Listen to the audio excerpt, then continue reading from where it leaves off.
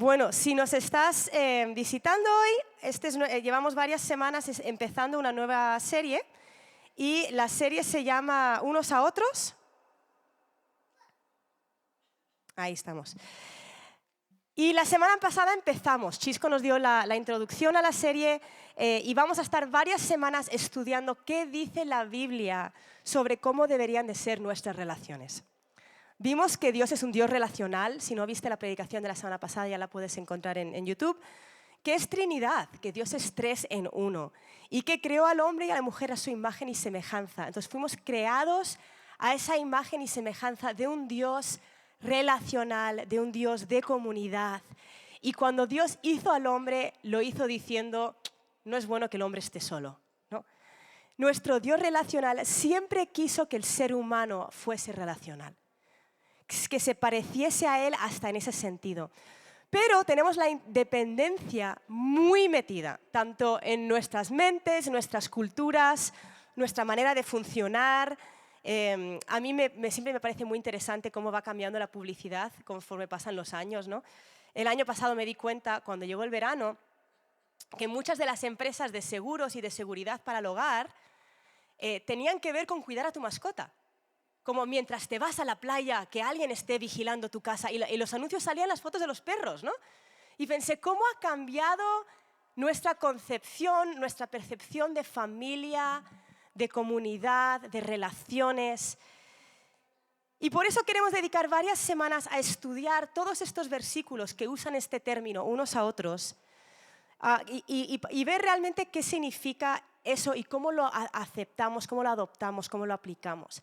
Ahora, ¿de dónde viene este sentimiento o este concepto de independencia? De yo no necesito a nadie. Puede que pienses que es algo muy cultural y es cierto, ¿no? Si tú te vas a una tribu en África, a una tribu, una aldea en la India, el concepto de familia va a ser muy diferente a lo que es el concepto de familia europeo.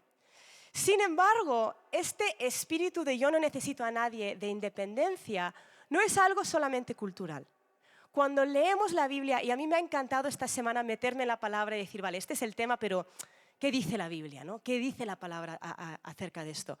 Cuando nos metemos en la palabra, vemos que desde el comienzo Dios tenía un plan, pero ¿qué pasó con la caída? En Génesis 2, versículo 24 dice, por tanto el hombre dejará a su padre y a su madre y se unirá a su mujer y serán una sola carne. Entonces Dios planeó una sola carne, planeó unidad, interdependencia desde el comienzo.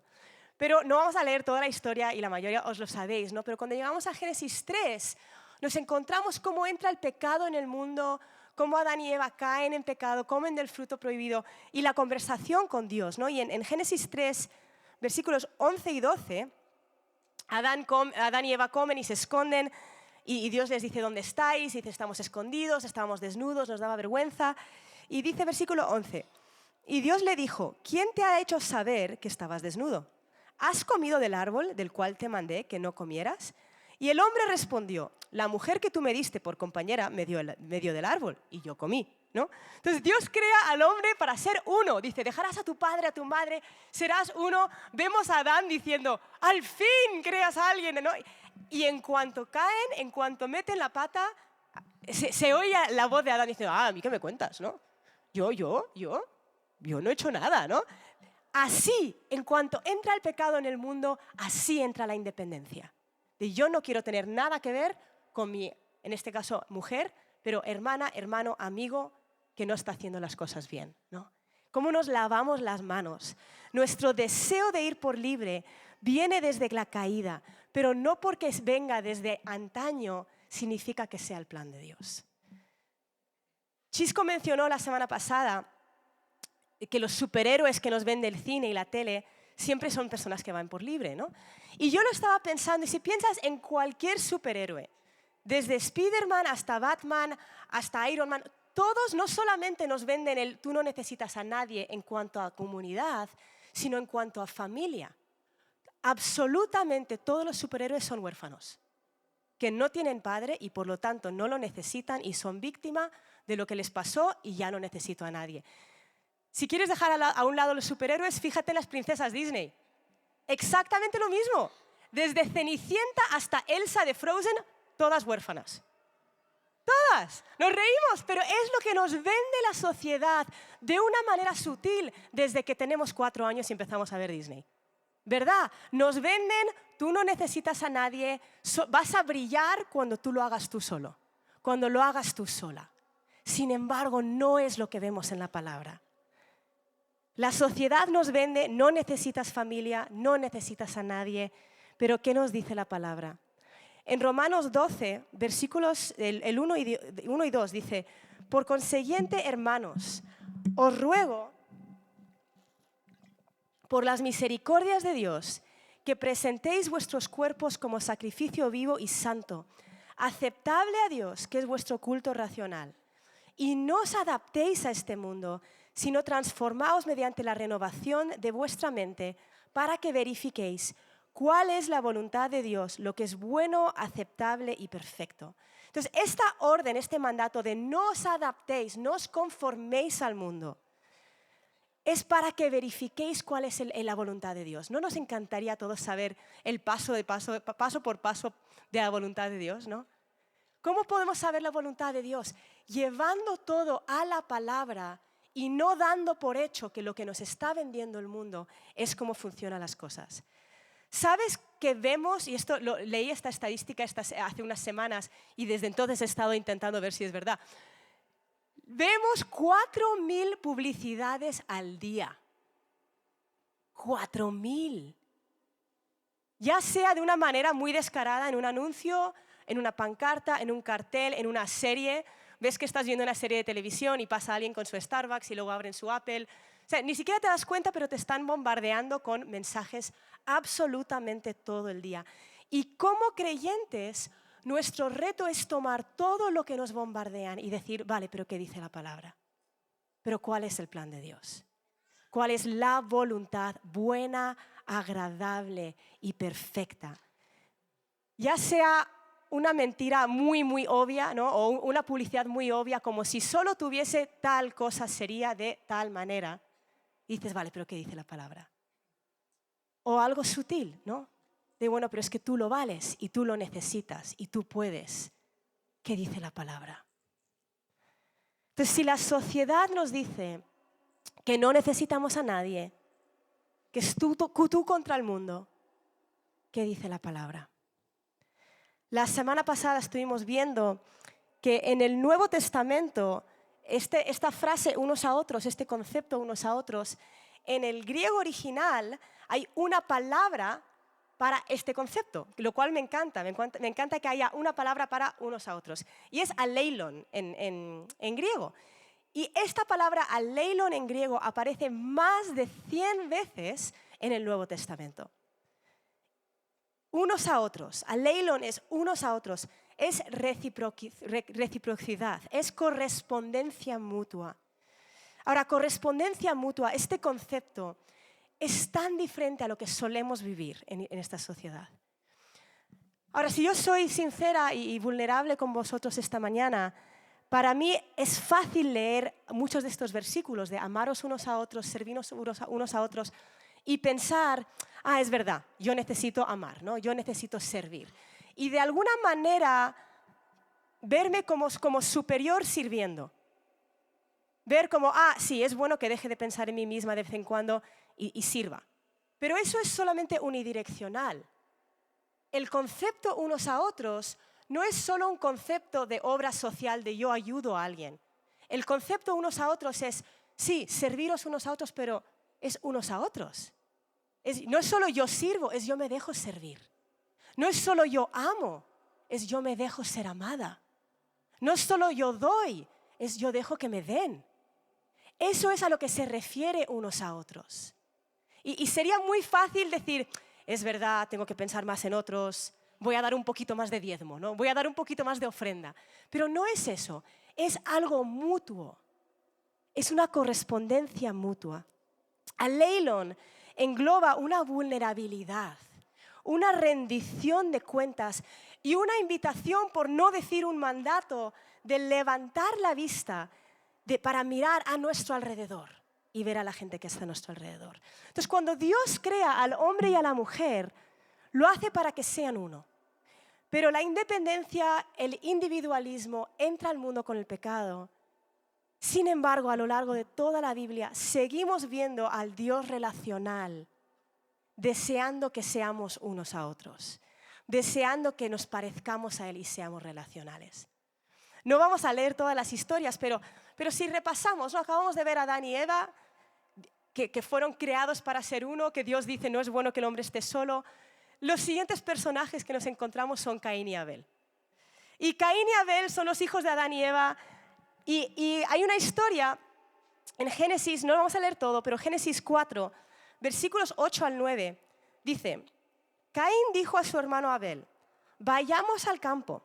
Y aconteció que cuando estaba en el campo, Caín se levantó contra su hermano Abel y lo mató. Entonces el Señor dijo a Caín, ¿dónde está tu hermano Abel? Y él respondió, no sé, ¿soy yo acaso guardián de mi hermano? Ahora, obviamente Dios le está preguntando esto porque está intentando decirle, oye, sé que te has cargado a tu hermano. O sea, está trayendo una convicción de pecado, ¿no? Pero la respuesta que tenemos, la respuesta de Caín, me suena tan familiar y me suena tan familiar a cosas que a lo mejor pienso en mi propia cabeza, ¿no? Cuando dice, no sé, ¿soy yo guardián de mi hermano? ¿No te suena a, pues a mí qué me cuentas? Si es feliz haciendo eso, si eso le hace contento, pues a mí qué me cuentas? Pues si no quiere venir a la iglesia, a mí qué me cuentas. Pues si no quiere, pues a mí qué me suena tan familiar a lo que masticamos y oímos. Y la sociedad es lo que nos está vendiendo, ¿no? Si algo es verdad para ti, pues bueno, pues mira, mientras te haga feliz. Y es exactamente la misma respuesta de Caín. Si seguimos al siguiente personaje en Génesis, nos encontramos a Noé. Dios manda a Noé a construir un arca, pero algo que me encanta es que él podría haber dicho, mira, volvamos a empezar solamente con Noé y con tu mujer, ¿no? Pero dice, no, mete a tus hijos y mete a las esposas de tus hijos, ¿no? Sigue pensando en relaciones. Luego llegamos a Abraham y Dios le dice que le dará una gran descendencia y que las naciones de la tierra serán bendecidas por él. ¿Qué Dios más relacional? Que dice, oye, a través de ti la promesa que te doy es para bendecir a naciones, porque no se trata solo de ti. Siguiente personaje, llegamos a Isaac. Génesis 26, versículo 24. Dios le dice, yo soy el Dios de tu padre Abraham, no temas, porque yo estoy contigo y te bendeciré y multiplicaré tu descendencia por amor de mi siervo Abraham. No dice, te bendeciré y serás feliz tú solo sin necesitar a nadie. De aquí en ahora te llamarán el ermitaño. No dice eso. A veces queremos, Señor, dame una bendición donde yo me sienta bien. Y Dios dice, vale, pero es para las siguientes generaciones. Vale, pero es para la gente que te rodea. A veces podemos sentirnos culpables, ¿no? El Chisco habló un poquito la semana pasada de este sentimiento de soledad, que a menudo puedes tener un sentimiento de soledad, ¿no? Y la realidad es que a veces como cristianos podemos pensar, yo no me debería de sentir solo, ¿no? Tengo a Dios, tengo a Jesús y Jesús me llena. Y hay una realidad en eso. Jesús nos llena y Jesús nos sacia. Pero ¿sabes por qué podemos tener un sentimiento de soledad? Porque Dios dijo, no es bueno que el hombre esté solo. No nos creó para estar solos. El sentimiento de soledad que tiene el ser humano es un recordatorio de que fueron hechos a imagen y semejanza de un Dios relacional. A lo largo de todo el Antiguo Testamento, todas las promesas, Abraham, Isaac, Jacob, todas tienen que ver con no solo tú, sino familia, comunidad. Cuando llegamos a la historia de Moisés, y Moisés, ya sabéis que a través de Moisés Dios dio la ley, sacó al pueblo de Egipto, por otro lado dio instrucciones sobre cómo hacer los sacrificios, cómo entrar a la presencia de Dios. O sea, Moisés recibió un montón de instrucción de parte de Dios. Y varias de las cosas que Dios le habla a Moisés, uno está en Éxodo 3, 13 al 15, y dice, Entonces dijo Moisés a Dios, he aquí, si voy a los hijos de Israel y les digo, el Dios de vuestros padres me ha enviado a vosotros, tal vez me digan, ¿cuál es su nombre? Esta es la conversación con Moisés antes de ir al faraón, ¿no? Dice, si me preguntan, ¿quién eres? Versículo 14, dice, y dijo Dios a Moisés, yo soy el que soy. Y añadió, así dirás a los hijos de Israel, yo soy, me ha enviado a vosotros. Dijo además Dios a Moisés, así dirás a los hijos de Israel, el Señor, el Dios de vuestros padres, el Dios de Abraham, el Dios de Isaac, el Dios de Jacob, me ha enviado a vosotros. Este es mi nombre para siempre y con él que se hará memoria de generación en generación. Dios está diciendo, lo que voy a hacer cuando vayas a Faraón, lo que voy a hacer no es solo para ti. Lo que voy a hacer es para que lo recuerdes. Es de generación en generación.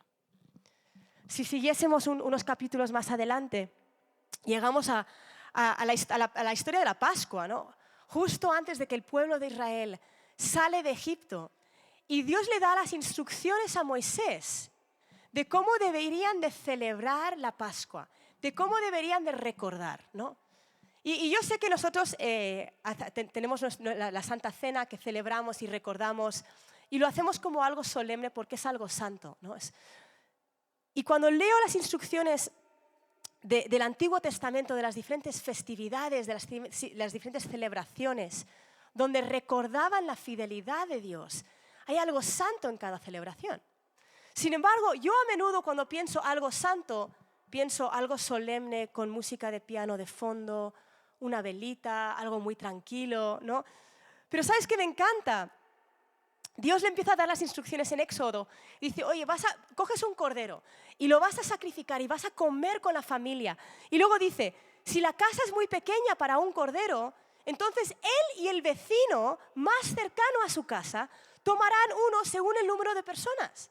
O sea, está diciendo, mira, vamos a recordar lo que he hecho. Si tu casa, si solo sois 2 en la familia, júntate con el vecino que son 6. No, es algo comunitario, es algo de familia. Nuestro Dios relacional, incluso las celebraciones del Antiguo Testamento, en el Antiguo Pacto, para recordar lo que Dios había hecho, no eran instituidas como algo individual, como algo íntimo entre solo yo y Dios, sino eran algo instituido como algo de familia, algo de relaciones. Cuando vemos en la historia de Moisés, en Éxodo, cuando Dios da los mandamientos, sabes que de los 10 mandamientos, 5 de ellos tienen que ver con tú y Dios. Tienen que ver con la relación personal que tú tengas con Dios. No tener otros dioses, no hacer ídolos, no usar el nombre de Dios en vano, acordarte del día de reposo, no codiciar. Son cosas que uno puede hacer solo, ¿no? Pero los siguientes 5 mandamientos de los 10 mandamientos son imposibles de llevar a cabo solo. Dice, honra a tus padres y a tus padres, ¿no? Imposible de llevar a cabo si eres Iron Man y no tienes padres, ¿no? No matar, no cometer adulterio, no robar, no mentir. Las relaciones son imposibles de separar de nuestra relación con Dios. Relacionarnos con Dios es imposible si no lo hacemos unos con otros, si no lo hacemos con aleilon, nuestra palabra en griego, ¿no? Jesús lo resumió, lo mismo, el mismo concepto, lo resumió en el Nuevo Testamento, cuando le preguntaron por el mandamiento más importante. Y dijo, amar a Dios y amar al prójimo. Sin el prójimo no tiene sentido, ¿no? Entonces, si no renovamos nuestra mente para empezar a pensar en comunidad, en aleilon, en unos a otros, en correspondencia mutua, y vivir como nos manda la palabra. Si nos conformamos a lo que dice la sociedad, de que mejor no necesitar a nadie, ¿no? Mejor ser independiente. Va a ser muy difícil, por no decir imposible, seguir a Cristo. Porque seguir a Cristo es aleilon, incluye unos a otros. Nuestro Dios relacional nos creó para relaciones, para vivir nuestra relación con Él, pero para vivir nuestra relación con otros. Y la realidad es que todos leemos la palabra a través de nuestro filtro. Aunque no queramos, ¿no? Leemos la palabra a través de nuestro filtro cultural, de nuestro filtro de experiencias. Si llevas muchos años en la iglesia, a lo mejor del filtro de la iglesia de la que viniste, donde conociste a Cristo. Leemos la palabra a través de ese filtro. Y yo me acuerdo la primera vez que viajé a Myanmar, a Birmania, y estaba ahí, estaba predicando, compartiendo con un grupo de jóvenes en una zona de iglesia perseguida. Y me acuerdo que yo había preparado una predicación leyendo la Biblia con mi filtro cultural europeo, ¿no? Había preparado mi predicación en España y luego había viajado a Birmania para compartirlo. Y mi predicación iba sobre intimidad con Dios, sobre tener tu relación con el Señor, ¿no? Y estoy ahí después de estar una semana, de estar conviviendo con los hermanos, de ver cómo viven, de ver su cultura. Estoy compartiendo con este grupo de jóvenes.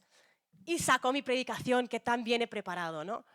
Y empiezo a leer el versículo en Mateo donde Jesús dice, cuando ores, entra a tu aposento, cierra la puerta, ¿no?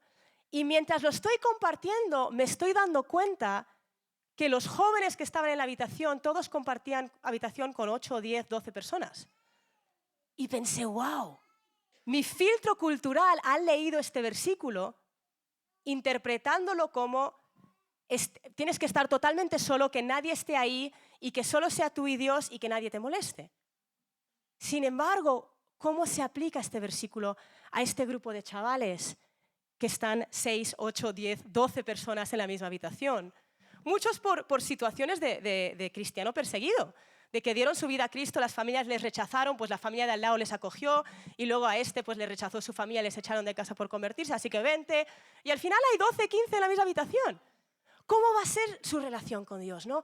Y me acuerdo de darme cuenta, wow, cómo he leído unos a otros con mi filtro cultural. En vez de ver, vale, ¿cómo podemos tener intimidad con Dios? ¿Cuál es su plan? ¿Cuál era la cultura de Jesús? ¿Cómo vivía Jesús cuando Él dijo, oye, entra en tu habitación y cierra la puerta? ¿Qué estaba intentando decir? Estaba hablando de hipocresía. No, y meternos en la palabra, intentar poner a un lado nuestro filtro cultural y ver qué dice la palabra acerca de unos a otros. ¿Y por qué digo esto? Porque realmente estamos arrancando esta serie. Creo que tenemos 5 o 6 semanas por delante. Hay 100 versículos, no tenemos 100 domingos por delante, no vamos a estudiar un versículo cada domingo, pero vamos a meternos en la palabra y ver qué dice acerca de comunidad, acerca de correspondencia mutua, acerca de abrir nuestras vidas. Y vamos a tener el reto de poner a un lado nuestra cultura europea, de solo yo o solo mi núcleo de familia, y qué significa realmente unos a otros.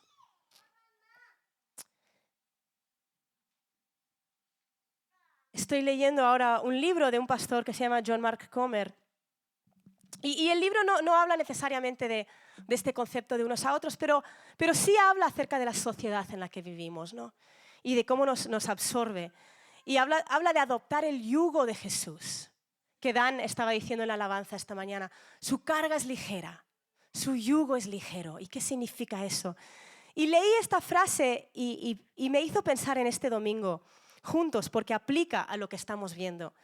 Y dice, solemos pensar que seguir a Jesús significa amar a nuestros enemigos, poner la otra mejilla, ir la milla extra, mientras vivimos el resto de nuestras vidas como el resto de las personas que están a nuestro alrededor. Si queremos experimentar la vida de Jesús, debemos adoptar el estilo de vida de Jesús. Y me resonó tanto esto, porque ¿cuál es el estilo de vida de Jesús? Si tú lees el estilo de vida de Jesús en los evangelios, ¿sabes que más de la mitad de sus interacciones eran interrupciones? Piénsalo, tenemos la mujer con el frasco de alabastro, la mujer con el flujo de sangre, el centurión romano, Zaqueo subido al árbol, ¿no? El hombre gadareno. Todos fueron interrupciones. Sin embargo, Jesús no parece fastidiado. ¿No? ¿Te imaginas? Si Jesús viviese en nuestra cultura, en nuestro contexto ahora mismo, diría, madre mía, un poseído desnudo. ¿Quién te manda a estar aquí ahora, no? La mujer con el flujo de sangre y él, suelta, que no ves que tengo que llegar. No vemos a un Jesús fastidiado por las interrupciones. Vemos a un Jesús unos a otros. Y es muy fácil decir, tengo que hacer esto, tengo que ser más paciente, tengo que leer más, tengo que tal. Pero ¿y si no es solo hacer lo que Jesús, sino adoptar su estilo de vida? De una carga ligera, de un yugo ligero, de unos a otros. Eso es lo que le movió a Jesús. Entonces, las siguientes semanas. ¿Me abres esto? Gracias. Vamos a estar estudiando estos versículos, pero sería muy fácil, y de verdad que lo digo por mí, yo me estoy predicando a mí misma esta mañana, sería muy fácil leer todos estos versículos y pensar, sí, qué bonito, amarnos unos a otros, a ver si amo más, ¿no? Pero la meta es que salgamos con metas. La meta es que podamos decir, vale, Señor, ¿qué dice tu palabra y cómo lo pongo en práctica? Dejo a un lado mi filtro cultural. ¿Qué puedo hacer para empezar a seguir el camino de Jesús, el estilo de vida de Jesús? Queremos permitir que la Biblia nos transforme. Estaba escuchando a un predicador que decía, a veces leemos la Biblia, pero no dejamos que la Biblia nos lea. ¿Y si dejamos que la Biblia nos lea? Que nos confronte. ¿Y si salimos durante las siguientes semanas diciendo, sí, Señor, ¿qué necesito hacer? Ahora, posiblemente ya hayas escuchado el cómo ponernos metas, pero quiero compartir esto con vosotros esta mañana. Y no es un concepto bíblico, es un concepto que a lo mejor has escuchado en tu clase de marketing o en tu trabajo. Pero una meta, para que una meta de verdad sea real, tiene que tener 4 características. Y te puedes acordar por meta, M-E-T-A, ¿no? Necesita ser medible. Por ejemplo, si tú dices, quiero tener más intimidad con Dios, eso no se puede medir, ¿no? Si tú sales diciendo, quiero amar más a la gente, pues no puedes medir algo que no comparas, que no dices, amo así y quiero amar así. Tiene que ser medible. Por eso, pero si dices algo como, quiero que mi relación con Dios se vea de tal manera y algo específico, entonces eso ya cambia. Entonces, mientras leemos los versículos de unos a otros las siguientes semanas, vamos a pensar en qué cambios en mi vida pueden ser medibles. Una meta necesita ser específica. Por ejemplo, estamos a principios de año, la típica meta, ¿no? Del año. Quiero adelgazar, ¿no? Este año. El otro día fui al gimnasio y la cantidad de gente que se estaba apuntando por primera vez, el 7 de enero, pensé, estos en 4 meses ya no están, ¿no? Porque es la típica manera de arrancar el año, ¿no? Quiero adelgazar este año. Eso no es específico. Específico sería decir algo como, quiero adelgazar 10 kilos. No, tiene que ser algo específico. Tiene que ser temporal. ¿Qué significa que tiene que ser temporal? Tiene que tener una línea de tiempo. Claro, si yo digo, quiero adelgazar 10 kilos, pues a lo mejor de aquí a que me muera, ¿no? De aquí a que tenga 100 años voy a ver si adelgazo 100 kilos. Imposible motivarme con eso, ¿no? Ahora, si yo digo, quiero adelgazar 10 kilos de aquí a dentro de 4 meses, ya tengo algo hacia lo que trabajar, ¿verdad? Chisco es de esos que se pone sus metas de carrera, de voy a apuntarme a la media maratón de tal, no sé qué. Y la mayoría de la gente piensa, me gustaría empezar a correr. Ahí se queda, ¿no? Pero cuando tú sabes, de aquí a 6 meses yo debería de estar corriendo 20 kilómetros, entonces ya tienes una meta hacia la que trabajar. ¿Por qué? Porque tienes algo específico y es algo temporal. Ahora, la última cosa para una meta es que debe de ser alcanzable. Si yo digo, quiero adelgazar 10 kilos en 10 minutos, suena muy bonito, ¿no? Pero imposible. Tiene que ser algo realista que sea alcanzable. Entonces, ¿cómo aterrizamos esto? A lo mejor tú estás pensando, Jas, ¿qué me estás contando, no? Esto no está en la Biblia, esto no está en ningún libro. Tienes toda la razón, no está en la Biblia. Sin embargo, vamos a empezar a ver un montón de versículos de aleilón, un montón de versículos de unos a otros. Y va a ser muy fácil decir, ah, sí, qué bonito, yo no amo suficiente. O yo no sirvo suficiente. Ojalá lo que sea, ¿no? Pero queremos ser imitadores del estilo de vida de Jesús.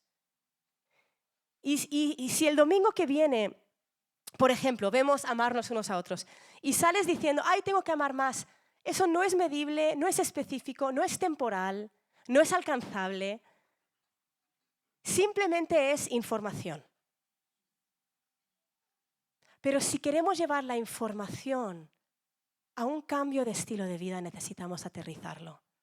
En Santiago 2, versículos 19 y 20, dice, tú crees que Dios es bueno, haces bien. También los demonios creen y tiemblan. Solo ese versículo ya nos debería de dejar tocaos, ¿no? Para el resto de la semana. Pero ¿estás dispuesto a admitir, oh hombre vano, que la fe sin obras es estéril? La versión de Dios habla hoy, dice, no seas tonto.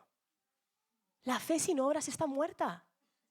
Si nuestra fe, lo que decimos creer, no se ve reflejado por nuestra manera de vivir, nuestra fe no es real, simplemente es religiosidad.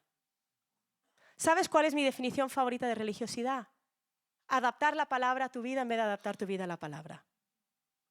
Me acuerdo hace unos años que estaba escuchando a un señor.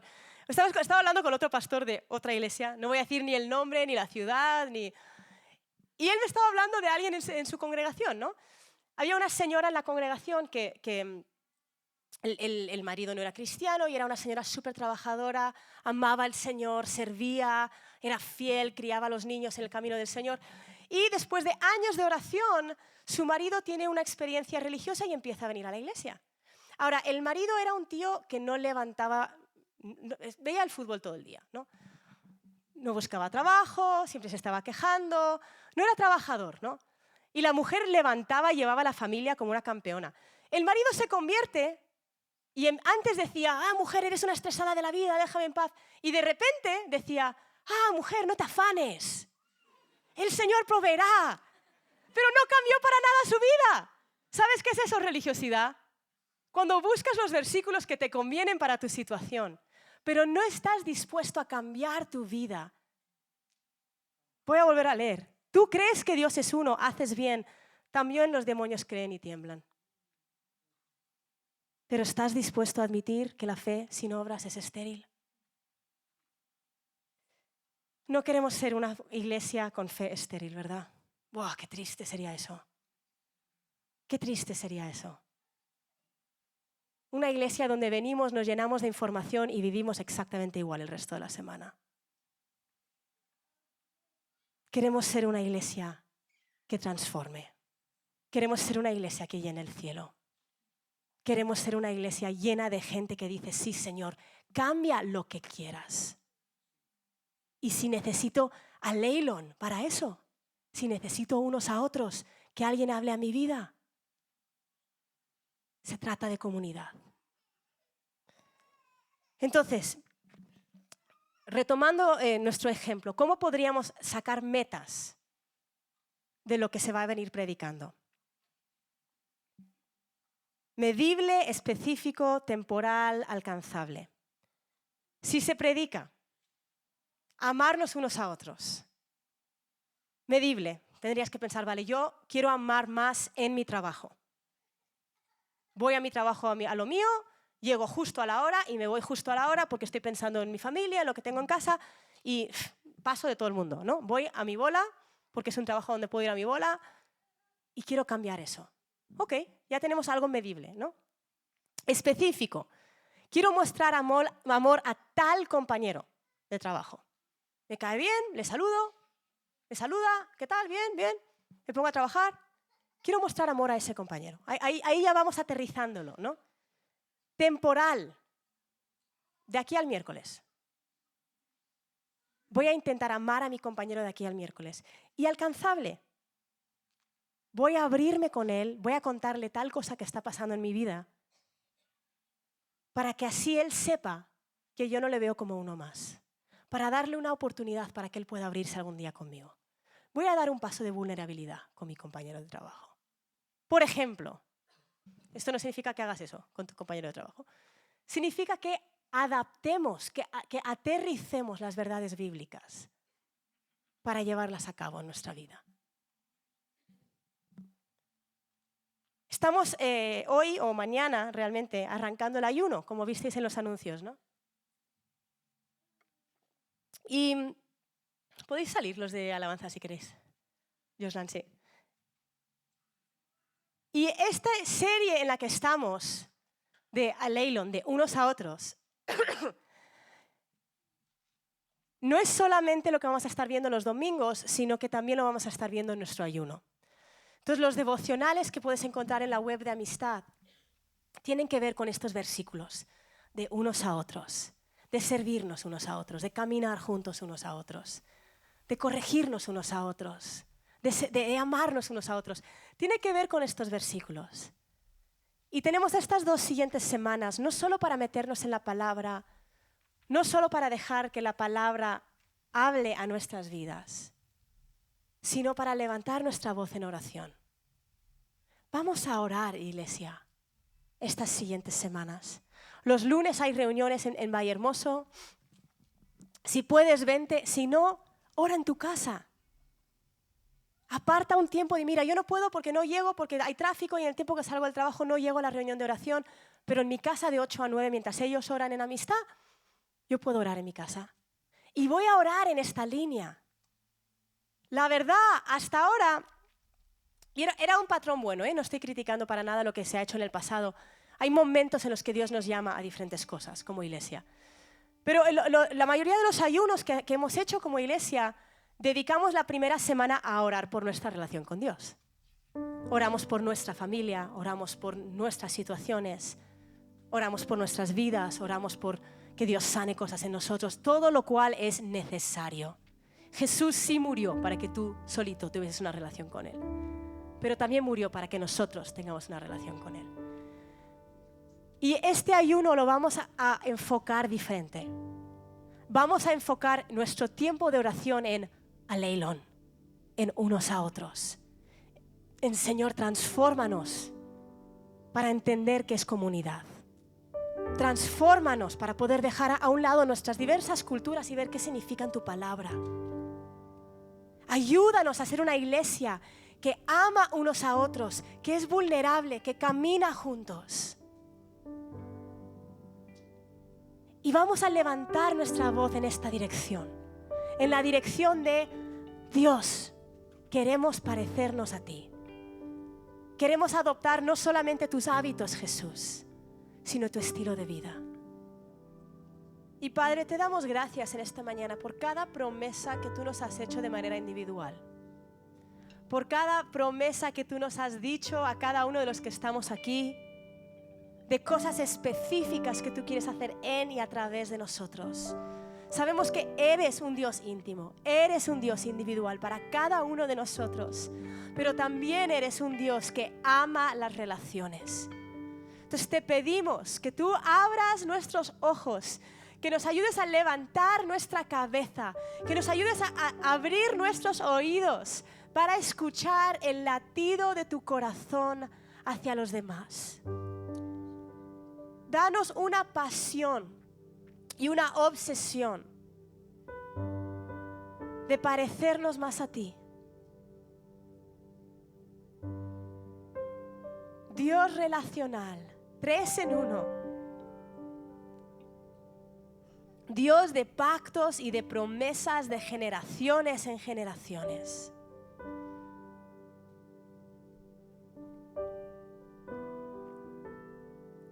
En esta mañana te decimos sí.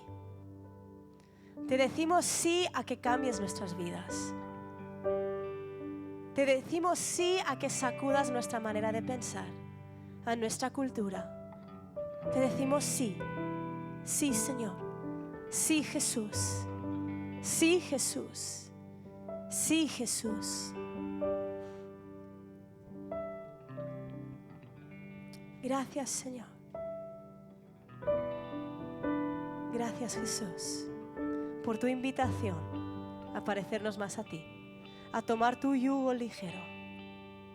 Gracias, Jesús.